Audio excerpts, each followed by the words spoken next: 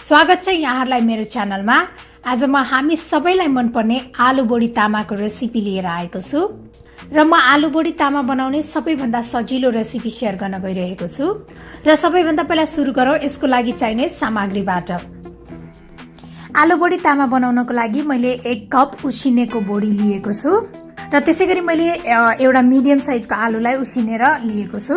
त्यसै सानो एउटा काटेको प्याज अनि हरियो खुर्सानी, 1 चम्चा अदुवा लसुनको पेस्ट, त्यसैगरी मैले हाफ कप जति तामा लिएको छु र मैले मसलाको लागि 1 टीस्पुन खुर्सानीको धुलो, 1 टीस्पुन जिरा धनियाको धुलो, त्यसैगरी हाफ टीस्पुन बेसारको धुलो, 1 टीस्पुन गरम मसाला र नुन स्वाद अनुसार लिएको छु। अलिकति मेथी दाना पनि लिएको छु र यो पकाउनको लागि सबैभन्दा पहिला प्यानमा म तेल हाल्न गइरहेको छु। तेल तातिसकेको छ। अब म मेथी फुराउँछु। मेथी पनि गोल्डन ब्राउन कलरको भइसकेको छ। अब म यसमा प्याज र यो हरियो खुर्सानी हालेर आधा मिनेटसम्म पकाउँछु।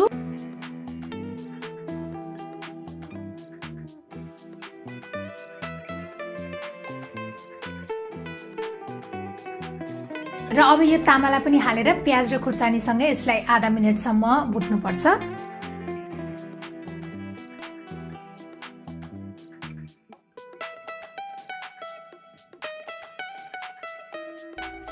आधा मिनेटपछि अब म यो अदुवा लसुनको पेस्टलाई पनि हालेर एकैछिन चलाउँछु।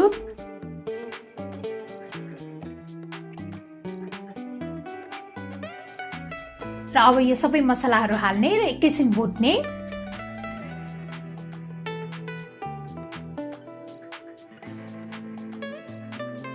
त्यसपछि अब यो उसिनेको बोडी, उसिनेको आलु सबैलाई हालिसकेपछि यसलाई राम्रोसँग चलाउनु पर्छ।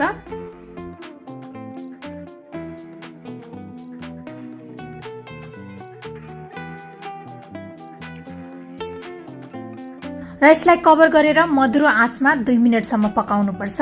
यसो गर्दा मसलाहरू राम्रोसँग पाक्छ। र अब यो मसलाहरू राम्रोसँग पाकिसकेको छ। र अब म यसमा 2 कप पानी हालेर यसलाई एकछिन चलाउनु पर्छ र यसलाई मधुरो आँचमा 2 मिनेटसम्म उम्लिन दिनुपर्छ।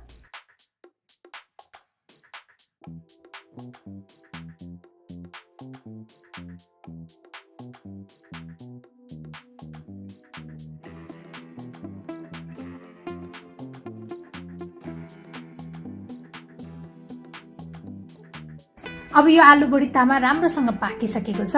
अब म यसमा हरियो धनिया हाल्छु र अब यो सर्भ गर्नको लागि रेडी भइसकेको छ।